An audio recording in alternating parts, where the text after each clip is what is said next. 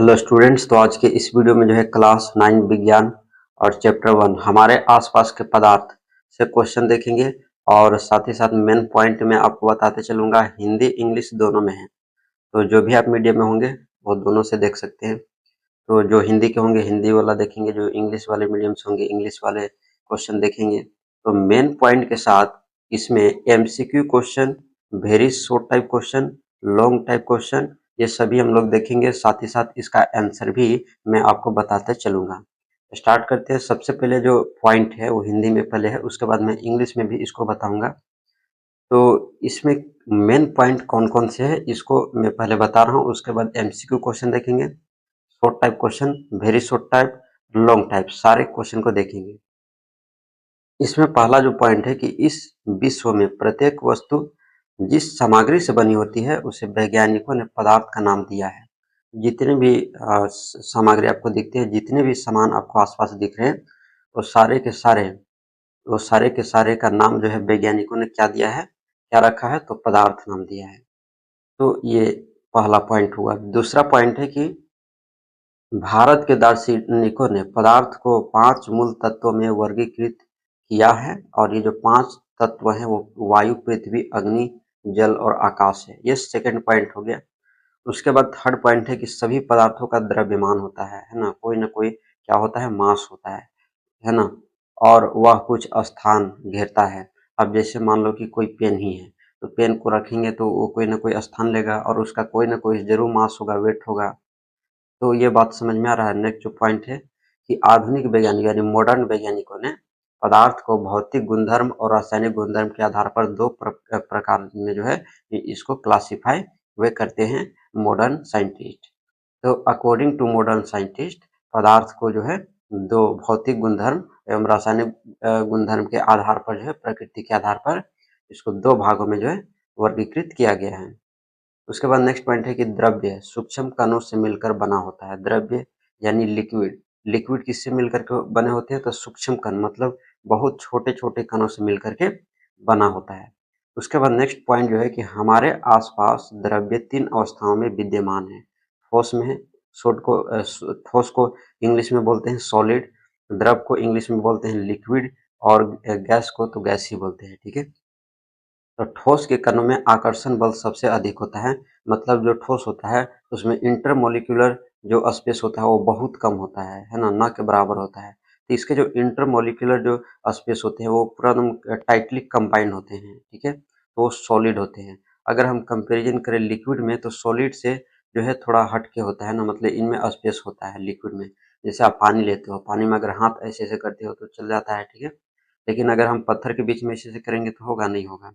तो मतलब लिक्विड में जो है स्पेस होता है, इंटरमोलिक्यूलर जो फोर्स होते हैं उनके बीच में स्पेस होता है लिक्विड में, सॉलिड में नहीं होता है। सॉलिड जो होते हैं रिजिड होते हैं, कुछ होते हैं ना, तो कुछ की बात बाद में करेंगे। लेकिन सॉलिड इतना जानो कि सॉलिड का जो इंटरमोलिक्यूलर फोर्स जो होता है, मतलब जो आंतरिक जो उसका स्पेस होता है वो बहुत कम होता है। बात समझ में आया। और गैस में तो कहो मत, गैस में तो सबसे ज्यादा है। जैसे हवा, हवा गैस है तो इसमें बहुत सारे गैपिंग है, इनके बीच में, इनके कणों के बीच में बहुत सारे स्पेसेस हैं। बात समझ में आया। नेक्स्ट जो है पॉइंट उसको देखते हैं कि ठोस के कणों के बीच रिक्त स्थान और गतिज ऊर्जा न्यूनतम, गैसों के लिए यह अधिक परंतु द्रवों के लिए मध्यवर्ती होते हैं। नेक्स्ट पॉइंट है कि पदार्थ की अवस्थाएं अंतर परिवर्तित होती है। पदार्थ की अवस्थाओं में परिवर्तन ताप और दाब में परिवर्तन किया जा सकता है। उसके बाद नेक्स्ट है, ये पॉइंट समझ में आया। पदार्थ की अवस्थाएं अंतर परिवर्तित होती है। जैसे सॉलिड को हम लिक्विड में कन्वर्ट करते हैं, सॉलिड को लिक्विड में करते हैं, फिर लिक्विड को गैस में करते हैं, फिर गैस से वापस लिक्विड में आते हैं, फिर उसको जो है सॉलिड में आ जाते हैं। ऐसा प्रोसेस होता है। ऊर्ध्वापातन प्रक्रम में ठोस पदार्थ द्रव में परिवर्तित हुए बिना सीधे गैस की अवस्था में आ जाते हैं, और गैसीय अवस्था से सीधे ठोस अवस्था में आ जाते हैं। तो वो प्रक्रम जो होता है वो ऊर्ध्वापातन होता है। मतलब जो सॉलिड से डायरेक्ट, जैसे कोई भी सॉलिड जो है, ठीक है, उसको अगर हम हीट करते हैं तो सबसे पहले लिक्विड में कन्वर्ट होगा। जैसे आइस ले लेते हैं, तो आइस को अगर हम गर्म करेंगे तो वो लिक्विड में जाएगा, फिर लिक्विड को वापस से गर्म करेंगे तो वो गैस में कन्वर्ट होगा। लेकिन ऊर्ध्वापातन में क्या होता है, डायरेक्ट सॉलिड से गैस में कन्वर्ट होता है और गैस से डायरेक्ट सॉलिड में हो जाता है। तो उसको ऊर्ध्वापातन प्रक्रम कहते हैं। उसके बाद वाष्पीकरण एक सतही परिघटना है ना, वेपराइजेशन इसको बोलते हैं। उसके बाद नेक्स्ट पॉइंट है कि सतह के कण पर्याप्त ऊर्जा ग्रहण कर उनके बीच के परस्पर आकर्षण बलों को पार कर लेते हैं और द्रव को वाष्प अवस्था में परिवर्तित कर देते हैं। नेक्स्ट जो पॉइंट है कि वाष्पीकरण की गति निम्नलिखित कारकों पर निर्भर करती है। सतही क्षेत्र, जिसका वायुमंडल के प्रति परित्याग होता है, तापमान, आर्द्रता और वायु की गति। उसके बाद नेक्स्ट है कि वाष्पीकरण से ठंडक उत्पन्न होता है। बात सही है। उसके बाद नेक्स्ट है वाष्पीकरण से ठंडक उत्पन्न होता है। वाष्पीकरण की गुप्त ऊष्मा ताप की वह मात्रा है जो 1 केजी द्रव को वायुमंडलीय दाब पर और द्रव के क्वथनांक पर गैस की अवस्था में परिवर्तन करने में प्रयोग होती है। उसके बाद संगलन की गुप्त ऊष्मा की ऊर्जा वह मात्रा है जो 1 केजी ठोस को वायुमंडलीय दाब पर ठोस को उसके संलयन बिंदु पर लाने के लिए प्रयोग होती है। अब कुछ राशि इसमें दिया गया है, जैसे तापमान का जो मात्रक होता है वो केल्विन होता है और इसका जो प्रतीक है वो के है, कैपिटल के। उसके बाद जो है और भी मात्रक है इसमें, जैसे लंबाई का मीटर है और इसको प्रतीक जो है स्मॉल एम है। संहति का किलोग्राम है, केजी, भार का न्यूटन है, एन, आयतन का घन मीटर है, एम का पावर क्यूब, घनत्व किलोग्राम प्रति घन मीटर है, इसको इस तरह से सिंबल। उसके बाद दाब का SI मात्रक पास्कल है, इसको PS से डिनोट करते हैं। अब जो है इंग्लिश में जो है पॉइंट है। अभी जो मैंने हिंदी में बताया वही अब इंग्लिश में है। जैसा कि मैंने बताया था कि हिंदी इंग्लिश जो है दोनों में मैं बताऊंगा, तो ये अब इंग्लिश में पॉइंट है, ठीक है। तो scientist have named the material. अब साइंटिस्ट ने मटेरियल को नाम दिया है, तो जितने भी पदार्थ है इस वर्ल्ड में जो प्रेजेंट है उस सभी का नाम दिया गया है और वो है मैटर, ठीक है। उसके बाद इंडियन फिलोसोफर्स क्लासिफाइड। अब इंडियन फिलोसोफर ने मैटर को क्लासिफाइड किया है 5 बेसिक एलिमेंट में और वो एलिमेंट हैं air, earth, fire, water and sky, ठीक है। उसके बाद जितने भी सबस्टांस है उनके कोई ना कोई मास है और वो कुछ ना कुछ स्पेस ऑक्यूपाई करते हैं। बात समझ में आ गया। नेक्स्ट जो कि मॉडर्न साइंटिस्ट जो हैं मैटर को क्लासिफाइड किए हैं according to the basis of physical properties and chemical properties. Matter है डिवाइडेड इनटू 2 टाइप्स, ठीक है। इसको 2 भागों में बांटा गया है। Matter is made up of microscopic material, है ना, माइक्रोस्कोपिक पार्टिकल्स। तो माइक्रोस्कोपिक मतलब सूक्ष्म सूक्ष्म कणों से मिलकर के मैटर बने हुए हैं। उसके बाद नेक्स्ट पॉइंट है कि matter around us exist in 3 state. तो मैटर जो हमारे आसपास है वो 3 ही अवस्था में तो पाए जाते हैं, सॉलिड, लिक्विड और गैस, 3 स्टेट में। उसके बाद है कि the force of attraction is highest in solid. अब जो फोर्स ऑफ अट्रैक्शन होता है सॉलिड पार्टिकल में वो हाईएस्ट होता है, गैस में सबसे लोवेस्ट होता है और इंटरमीडिएट होता है लिक्विड में। उसके बाद नेक्स्ट है कि the space between the particles of a solid and the kinetic energy are minimum, maximum और गैसेस बट इमीडिएट, है ना, इंटरमीडिएट फॉर लिक्विड्स। इसको भी ध्यान में रखना। बाकी ये पॉइंट आप स्टॉप करके पढ़ सकते हैं। अब हम आगे चलते हैं, ठीक है, यहाँ तक ये पॉइंट हो गया। उसी अब हिंदी वाला ही जो है क्वांटिटी यहाँ पर दिया हुआ है। टेम्परेचर का केल्विन, के से डिनोट करते हैं, लेंथ का मीटर, एम, मास का किलोग्राम, केजी, वेट का न्यूटन है, एन वॉल्यूम क्यूबिक है, डेंसिटी किलोग्राम पर क्यूबिक मीटर है, प्रेशर पास्कल है। अब यहाँ से शुरू होता है MCQ क्वेश्चन। 1 नंबर का क्वेश्चन हिंदी इंग्लिश दोनों में मैं आपको बताऊंगा, साथ ही साथ इसका ऑप्शन भी बताते चलूंगा। स्टार्ट करते हैं। पहला जो इसमें क्वेश्चन है, क्वेश्चन क्या है कि इस विश्व के प्रत्येक वस्तु जिस सामग्री से बनी होती है उसे कहते हैं, क्या कहते हैं। नीचे इंग्लिश में भी है कि the material from which every object in this world is made up of. तो क्या से बने हुए हैं, तो वो जो बने हुए हैं वो पदार्थ है, मैटर है, क्या है वो, क्या है, सबस्टांस है, ठीक है। तो वो क्या है, सबस्टांस है। तो ऑप्शन इसमें ए जो है करेक्ट ऑप्शन होगा। बात समझ में आ गया। नेक्स्ट जो क्वेश्चन है उसको देखते हैं कि भारत के इसको थोड़ा मैं और जूम कर लेता हूँ, ठीक है। तो ये अब और साफ दिखेगा, ये रहा। तो अब भारत के प्राचीन दार्शनिकों ने पदार्थ को 5 मूल तत्वों में वर्गीकृत किए हैं।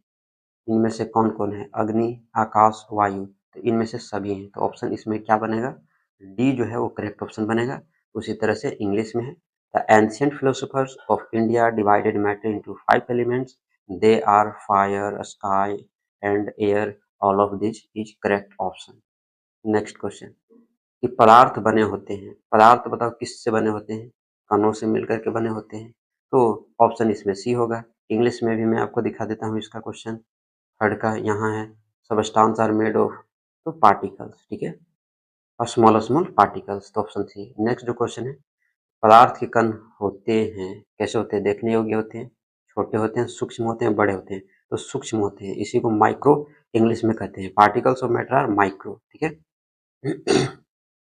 उसके बाद नेक्स्ट क्वेश्चन है, नेक्स्ट क्वेश्चन देख लेते हैं। क्वेश्चन है ये 5, क्या क्वेश्चन है कि पानी में चीनी जैसे पदार्थ घोलने पर पानी के तल में क्या परिवर्तन होता है, और ये इसके 4 ऑप्शन है। इंग्लिश में है कि व्हाट चेंज, है ना, what change happens in the surface of water when a substance like sugar is divided and dissolve in water, और ये इसके 4 ऑप्शन से। करेक्ट ऑप्शन जो इसको बनेंगे, मैं इसको क्वेश्चन को अच्छे से दिखा देता हूँ, हिंदी इंग्लिश दोनों। तो ये है, अब इसके ऑप्शन कौन से बनेंगे, तो इसके ऑप्शन जो बनेंगे वो सी बनेंगे, नो चेंज अकर्स, ठीक है, कोई भी चेंज अकर नहीं होगा। उसके बाद क्वेश्चन नंबर 6 है, निम्नलिखित में से कौन पदार्थ नहीं है।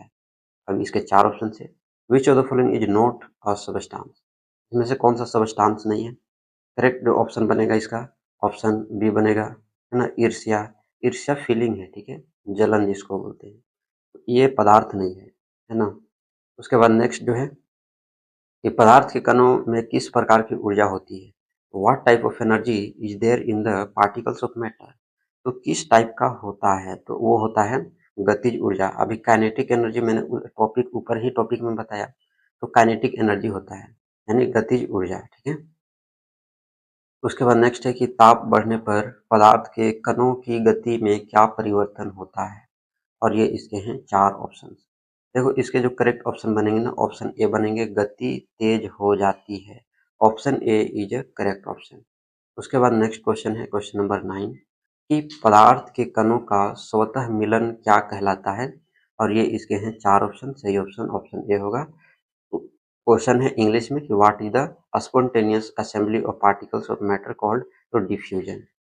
उसके बाद नेक्स्ट क्वेश्चन है कि पानी में नमक जैसे पदार्थ घोलने पर पानी के स्तर स्तर में कोई परिवर्तन नहीं होता है, इसमें पदार्थ के किस गुण का पता चलता है, और ये इसके 4 ऑप्शन है।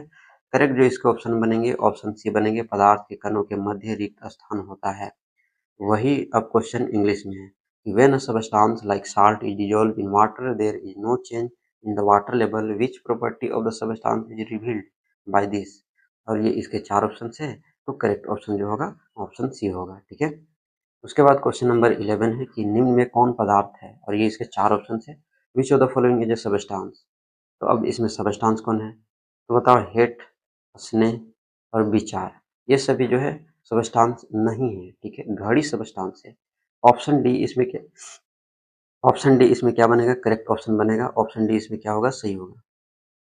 उसके बाद नेक्स्ट क्वेश्चन है कि ठोस के कणों के बीच आकर्षण बल होता है, और ये इसके 4 ऑप्शन है। सही ऑप्शन कौन से होंगे, क्वेश्चन इंग्लिश में है, the force of attraction between the particles of a solid is, correct option option इसमें बी बनेगा, अधिक, मोर, ठीक है, क्या बनेगा, मोर बनेगा। उसके बाद नेक्स्ट क्वेश्चन, बाह्य बल लगाने पर ठोस की आकृति में क्या परिवर्तन होता है, इसके हैं ये 4 option. Correct option option B बनेगा, आकृति नहीं बदलती, है ना, आकृति नहीं बदलती, ऑप्शन बी जो है करेक्ट ऑप्शन होगा।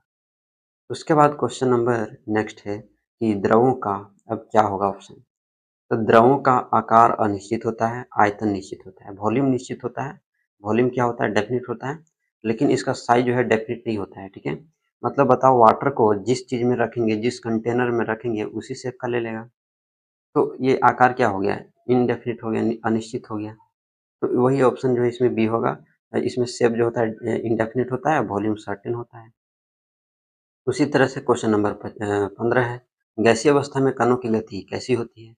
How is the movement of particles in gaseous, बताओ, रेगुलर होता है, इरेगुलर होता है, रेगुलर एंड इंटेंस होता है, या regular and intense, irregular and intense होता है। करेक्ट जो इसके ऑप्शन बनेंगे, ऑप्शन डी बनेंगे, इरेगुलर एंड इंटेंस, अनियमित और तीव्र, ठीक है। नेक्स्ट क्वेश्चन है कि द्रवों में किसका विसरण संभव है, whose diffusion is possible in liquids, तो करेक्ट ऑप्शन जो इसमें बनेंगे, ऑप्शन डी बनेंगे, ऑल ऑफ दीज, तीनों, ठीक है। उसके बाद नेक्स्ट क्वेश्चन है ठोस पदार्थों का क्या, ऑप्शन ये रहा। करेक्ट ऑप्शन इसमें जो बनेगा ना, ऑप्शन सी बनेगा, दोनों निश्चित होता है, option C is a correct option. उसके बाद नेक्स्ट क्वेश्चन है निम्नलिखित पदार्थों में किसकी संपीड्यता अधिक है, which of the following substance has greater compressibility, 4 option है, करेक्ट ऑप्शन जो बनेंगे ना ऑप्शन सी बनेंगे गैस। क्या बनेंगे? गैस बनेंगे। उसके बाद नेक्स्ट क्वेश्चन जो है कि निम्नलिखित में से इन पदार्थों के कणों के मध्य रिक्त स्थान होता है, खाली स्थान होता है। तो बताओ इसमें द्रव में ज़्यादा होगा कि गैस में ज़्यादा होगा कि ठोस में ज़्यादा? तो ठोस में जो है ना सबसे ज़्यादा नहीं होगा, द्रव में भी सबसे ज़्यादा नहीं होगा, गैस में सबसे ज़्यादा होगा, ठीक है? बहुत इसमें स्पेस होता है, उसी तरह से क्वेश्चन ये है तो गैस इसका आंसर होगा। नेक्स्ट जो क्वेश्चन है इसको देख लेते हैं, वाहनों में ईंधन के रूप में किस गैस का उपयोग होता है? और ये इसके हैं 4 ऑप्शन। करेक्ट ऑप्शन जो इसके बनेंगे, सही ऑप्शन कौन से होंगे? तो बताओ वाहनों में ईंधन के रूप में किस गैस का प्रयोग होता है? सीएनजी, एलपीजी, जल गैस या नाइट्रोजन गैस? तो इसका जो करेक्ट ऑप्शन बनेगा सीएनजी, है ना, ऑप्शन ए। उसके बाद नेक्स्ट क्वेश्चन है, उसी तरह से ये जो क्वेश्चन है इंग्लिश में है तो इसका भी ऑप्शन ए होगा। उसके बाद नेक्स्ट क्वेश्चन है कि गैस के कणों के बीच आकर्षण बल द्रव के कणों की अपेक्षा होता है और ये इसके रहे 4 ऑप्शन। करेक्ट ऑप्शन इसके कौन से बनेंगे? तो इसके जो बनेंगे कम होगा, इसमें लेस होगा, ठीक है? तो क्या होगा? लेस होगा, कम होगा। नेक्स्ट क्वेश्चन कि स्विमिंग पूल में गोताखोर पानी काट पाता है क्योंकि? अब इसका रीजन क्या है? इंग्लिश में भी है कि divers in swimming pools known how to cut water because. ये इसके 4 ऑप्शन है। करेक्ट ऑप्शन जो इसके बनेंगे वो ऑप्शन ए बनेंगे, पानी के कणों के बीच रिक्त स्थान होता है इसलिए। नहीं तो पत्थर रख देंगे और उसके बीच में उसको तैरने के लिए बोलेंगे तो तैर पाएगा नहीं, कर पाएगा, हाथ भी नहीं चला पाएगा। तो चूंकि पानी में जो है रिक्त स्थान होता है तो स्पेस जो होता है उसके कणों के बीच में होता है, इसके वजह से जो है हाथ वो चला पाएगा, ठीक है? उसके बाद नेक्स्ट क्वेश्चन आगे चलते हैं, क्वेश्चन नंबर 23 है, तापमान का अंतर्राष्ट्रीय अंतर्राष्ट्रीय है ना, इंटरनेशनल जो यूनिट होता है जिसको हम लोग एसआई यूनिट कहते हैं वो क्या है? तो जस्ट अभी मैंने ऊपर बताया था टेम्परेचर का क्या होता है, केल्विन होता है। टेम्परेचर के क्या होता है? केल्विन होता है। तो ऑप्शन सी इसमें करेक्ट ऑप्शन बनेगा। उसके बाद नेक्स्ट क्वेश्चन है कि किसी तत्व के द्रव्यमान प्रति इकाई आयतन को कहते हैं और ये इसके रहे 4 ऑप्शन। करेक्ट ऑप्शन जो बनेंगे ऑप्शन ए बनेंगे, घनत्व, डेंसिटी। नेक्स्ट क्वेश्चन देखते हैं, क्वेश्चन 25 यहाँ रहा, बर्तन की दीवार पर गैस के कणों द्वारा इकाई क्षेत्रफल पर पड़ने वाले बल के कारण गैस में बनता है, क्या बनता है? दबाव, गतिज ऊर्जा, स्थितिक ऊर्जा या आकर्षण बल। वही क्वेश्चन इंग्लिश में है कि due to the force exerted on the unit area by the gas particles on the wall of the vessels it is formed in the gas. और ये इसके 4 ऑप्शन है, प्रेशर है, काइनेटिक एनर्जी है, potential energy है, attraction force है। कौन सा ऑप्शन बनेगा? इसका जो करेक्ट ऑप्शन बनेगा ऑप्शन ए बनेगा, प्रेशर, दबाव।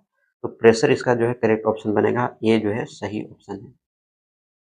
नेक्स्ट क्वेश्चन देखते हैं कि जिस ताप पर ठोस पिघलकर द्रव बन जाता है उस ठोस का कहलाता है, क्या कहलाता है?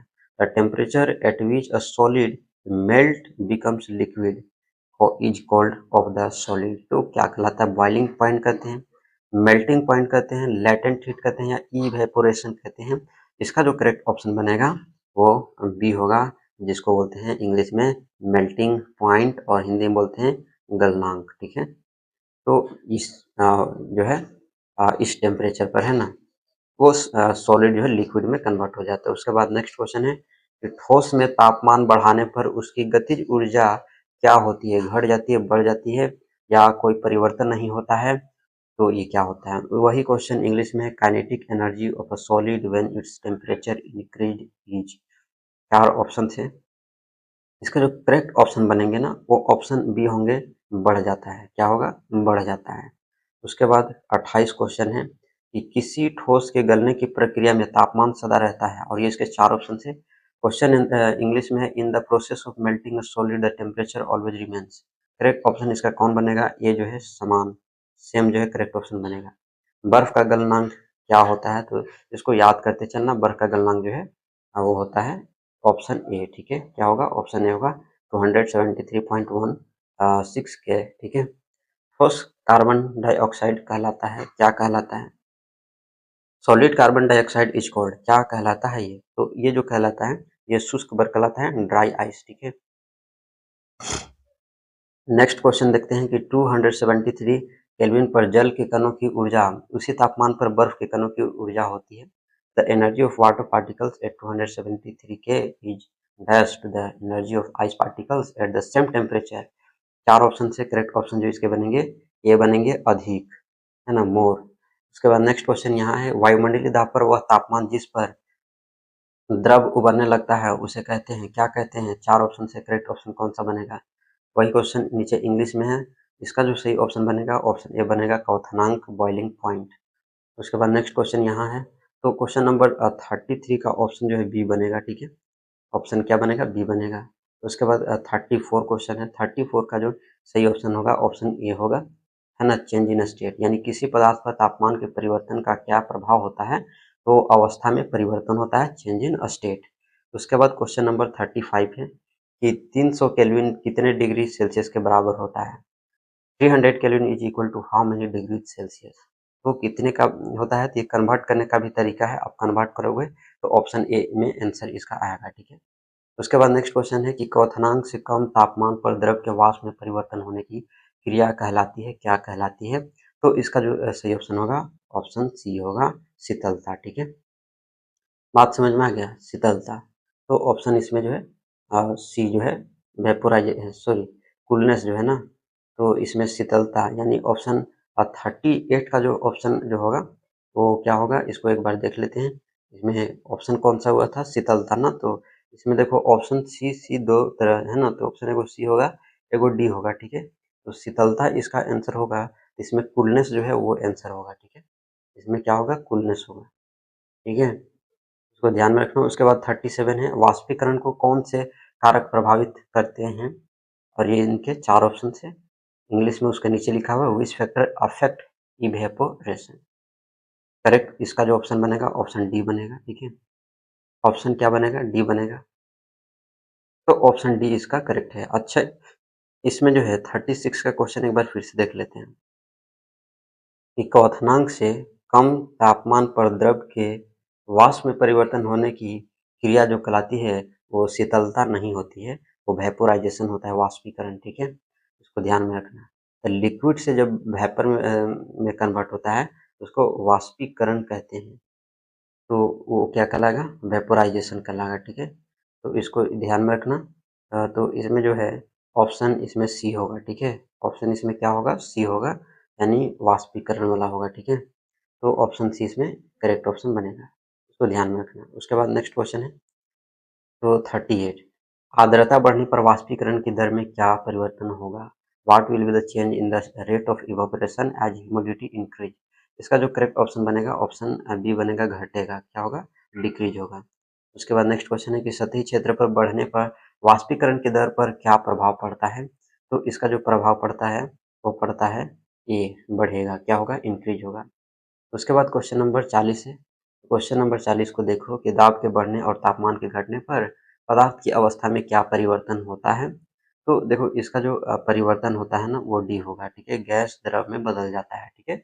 गैस टर्न हो जाता है लिक्विड में, ठीक है। उसके बाद नेक्स्ट क्वेश्चन है क्वेश्चन नंबर 41 कि 250 डिग्री सेंटीग्रेड तापमान पर जल की भौतिक अवस्था क्या होगा? तो इसका करेक्ट ऑप्शन ऑप्शन सी होगा, गैस, ठीक है। क्या होगा? गैस होगा।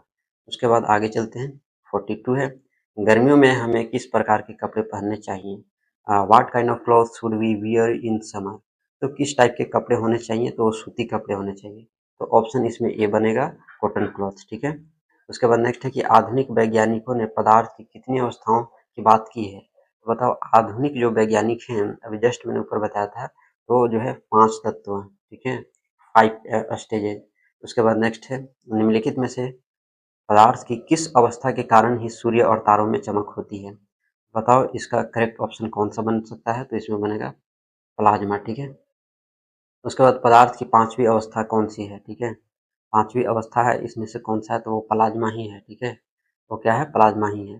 तो 45 का जो करेक्ट ऑप्शन बनेगा डी बनेगा। उसके बाद नेक्स्ट क्वेश्चन देख लेते हैं, 46, ठीक है। 46 यहाँ है कि गैस का द्रव में परिवर्तन कहलाता है, the transformation of gas into liquid is called, क्या कहलाता है? तो गैस का द्रव में होना। गैस का जब द्रव में होता है तो ये जो प्रोसेस होता है ना, ये जो प्रोसेस होता है वो होता है कंडेंसेशन, ठीक है। क्या होता है? संघनन। उसके बाद नेक्स्ट क्वेश्चन यहाँ रहा है, 47 गैसों में विसरण का एक उदाहरण है। अब बताओ इसका करेक्ट ऑप्शन क्या बन सकता है?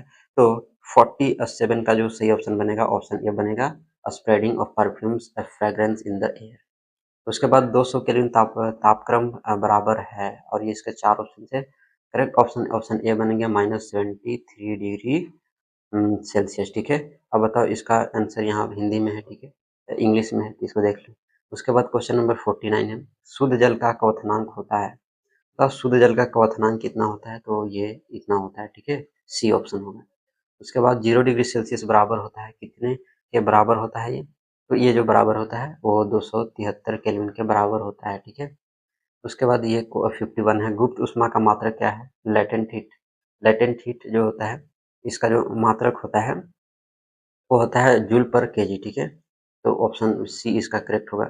1 कैलोरी बराबर होता है, 1 कैलोरी कितने के बराबर होता है, तो ये होता है 4.18 जूल के बराबर होता है, ठीक है।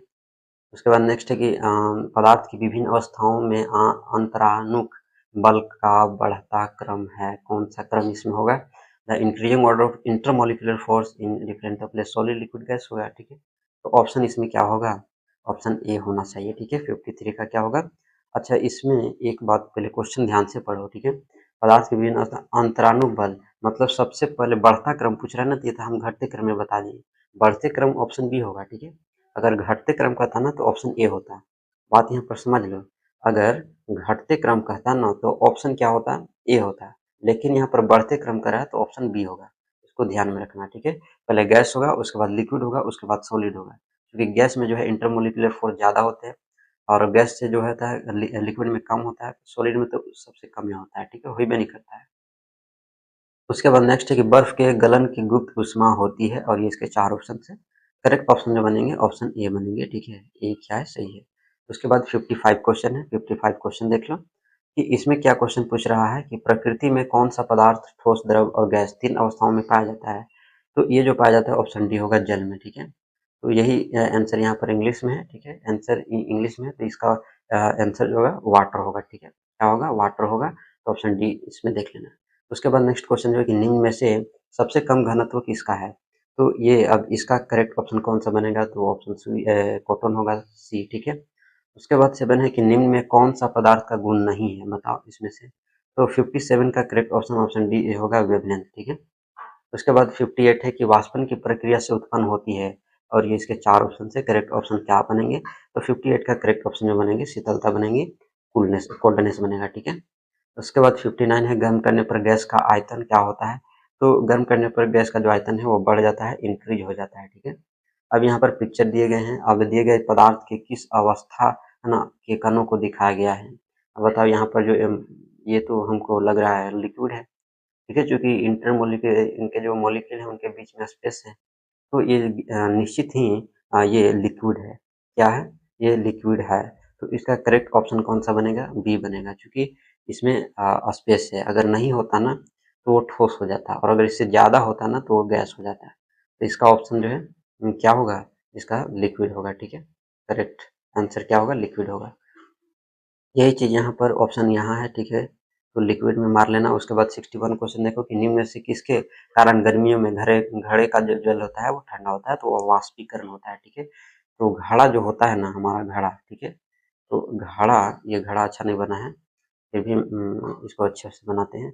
तो ये जो हमारा घड़ा होता है, तो इस घड़े में इसके सरफेस पर स्पेसेस होते हैं, मतलब थोड़ा थोड़ा जो होल होता है, ठीक है, होल होता है, और चूंकि अंदर तो पानी है, ठीक है, अंदर क्या है, पानी है ना, अंदर क्या है, पानी है, तो इसके जो पानी के जो पार्टिकल्स है वो छिद्र से बाहर निकलते हैं, और चूंकि बाहरी का जो टेम्परेचर होता है वो क्या होता है, हॉट होता है, तो जैसे ही हॉट टेम्परेचर इस पर पड़ता है तो ये वेपर बन जाता है, ठीक है, क्या बन जाता है, वेपर बन जाता है, और जब ऐसा होगा ना तो वहाँ पर ठंडक महसूस होगी, ठीक है, वहाँ पर क्या महसूस होगी, ठंडक महसूस होगी, तो इसके वजह से ना जो है घड़ा का पानी क्या होता है, ठंडा होता है गर्मियों में, ठीक है। अब ये ठंडों में नहीं होता है, ठंडों में ऐसा नहीं होता, क्योंकि इसका टेम्परेचर जो होता है इतना हॉट नहीं होता है, बाहरी टेम्परेचर, बाहरी टेम्परेचर जब हॉट नहीं होगा तो ये ठंडा नहीं होगा। बात समझ में आ गया है, ये कारण होता है। उसके बाद नेक्स्ट जो क्वेश्चन है, इस सौर मंडल में प्लाज्मा अवस्था की उत्पत्ति का कारण है, और ये इसके 4 ऑप्शन से, करेक्ट ऑप्शन जो इसके बनेंगे ऑप्शन बी बनेंगे, उच्च ताप, ठीक है, हाई टेम्परेचर। उसके बाद 63 है कि निम्न में किसका ऊर्ध्वपातन होता है, और ये इसके 4 ऑप्शन से, which type of the following is sublimated, तो सही ऑप्शन जो इसके बनेंगे, सही जो आंसर बनेंगे ऑप्शन बी बनेंगे, आयोडीन, ठीक है। क्या बनेंगे? आयोडीन। उसके बाद नेक्स्ट क्वेश्चन है कि निम्न में से किस अवस्था में अणुओं की ऊर्जा अधिकतम होती है? और ये इसके 4 ऑप्शन है। करेक्ट ऑप्शन ऑप्शन सी बनेगा, गैस। ठीक है, क्या बनेगा? गैस बनेगा। उसके बाद नेक्स्ट क्वेश्चन है कि बर्फ का एक टुकड़ा जल की सतह पर तैरता है क्योंकि? अब बताओ, जब बर्फ को हम पानी में डालते हैं तो ऊपर छिल जाता है, ठीक है, तैरता है। अब इसका रीजन क्या है? तो इसका रीजन है बर्फ का घनत्व जल से कम होता है। अब बताओ, जिसका घनत्व कम होगा वो तैरेगा ही, ठीक है। अब बताओ, हम अगर लकड़ी को, सूखा लकड़ी को फेंकते हैं पानी में तो वो तैरता है, ठीक है। अगर वहीं पर जो है हम कील फेंक देंगे, लोहा का टुकड़ा फेंक देंगे तो वो डूब जाएगा, ठीक है। अब बताओ, वहां पर घनत्व जो है कील का वो जल से ज्यादा है, तो जिसका घनत्व ज्यादा होगा वो डूबे करेगा। बात समझ में आ रहा है? तो ये रीजन होती है। वही चीज यहाँ इंग्लिश में लिखा हुआ है, क्वेश्चन को देख लेना। तो इसमें 65 का करेक्ट ऑप्शन कौन सा होना चाहिए? तो ये ऑप्शन सी। उसके बाद 66 है कि जब वाष्प संघनित होती है तो क्या होता है? ठीक है, क्या होता है? या ऊष्मा अवशोषित करती है या ऊष्मा उत्सर्जित करती है? तो इसका जो करेक्ट ऑप्शन बनेगा ना, ऑप्शन डी बनेगा, उसका ताप घट जाता है। तो ये ध्यान रखना। तो ऑप्शन डी क्या होगा? करेक्ट ऑप्शन बनेगा। उसके बाद 67 है। देखो, 67 जल के वाष्पन की गुप्त ऊष्मा होती है। ये 4 ऑप्शन है। 67 का जो करेक्ट ऑप्शन बनेगा ऑप्शन बी बनेगा। ऑप्शन बी, इसको ध्यान में रखना। 68 है, अगरबत्ती की सुगंध आपके दूर से ही मिलती है, इससे पदार्थ के किस गुण का पता चलता है? तो देखो, अगरबत्ती, ठीक है, का जो ये रीजन होता है, वो रीजन होता है पदार्थ के कण निरंतर गतिशील करते हैं। तो पदार्थ के जो कण होते हैं उन्हें गतिशील करते हैं, मूवमेंट उनमें होता है, इसके वजह से जो है ये होता है, ठीक है। तो मूवमेंट कंटिन्यूअसली क्या होता है? मूवमेंट होते रहता है ना, तो इसके वजह से जो है होता है ऐसा। उसके बाद 69 क्वेश्चन है। 69 क्वेश्चन ये रहा, गर्म करने पर गैस का आयतन क्या होता है? तो देखो, जब भी गर्म करेंगे ना तो बढ़ेगा, ठीक है। क्या बढ़ेगा? बढ़ेगा, इंक्रीज होगा। उसके बाद क्वेश्चन नंबर देखो यहाँ पर 70। यहाँ पर जो है फिगर है, ठीक है। अब इस प्रक्रिया को क्या दर्शाया गया है, इसको अच्छे से देख लेना है। इसके बाद यहाँ पर इसका ऑप्शन है, ठीक है। ये रहा इसका ऑप्शन। तो इसका जो करेक्ट ऑप्शन बनेगा ऑप्शन सी बनेगा, ठीक है। यहाँ पर इंग्लिश में है, इंग्लिश में भी देख लो। Which process is depicted by the given figure? अब यहाँ पर ऑप्शन है, तो ऑप्शन इसमें जो है करेक्ट ऑप्शन ऑप्शन सी बनेगा, सब्लिमेशन ऑफ अमोनियम क्लोराइड। अब इतना जो है हमने देखा, इस क्वेश्चन देखेंगे और उसका आंसर देखेंगे, दोनों मीडियम से देखेंगे, हिंदी मीडियम से भी और इंग्लिश मीडियम से भी। स्टार्ट करते हैं। पहला जो इसमें क्वेश्चन है कि निम्नलिखित में से, है ना, निम्नलिखित में से कौन से पदार्थ हैं? अब बताओ, इसमें छटा हुआ है, तो इसमें जो पदार्थ है वो कुर्सी है, वायु, गंध, बादाम, शीतल पेय, इत्र की गंध, ये सभी। उसके बाद यहाँ पर इंग्लिश में इसका आंसर लिखा हुआ है, which of the following are substance chair, air smell, disgust, है ना, almond, thought, cold, cold drink, aroma, aroma of perfume, ये सभी। उसके बाद जो है ये हो गया, तो इसका आंसर भी नीचे है, इसको ध्यान में रखना। अब सेकेंड क्वेश्चन देखते हैं। तो पदार्थ किसे कहते हैं? इस विश्व में प्रत्येक वस्तु जिस सामग्री से बनी होती है ना, वही पदार्थ है। What is called substance? The material of which everything in this world is made of is called matter. उसके बाद सेकंड थर्ड जो क्वेश्चन है, पदार्थ की कौन सी अवस्थाएं हैं? तो पदार्थ की 3 अवस्थाएं हैं, ठोस, द्रव और gas. What are the state of matter? ये the 3 state of matter, solid, liquid and gas.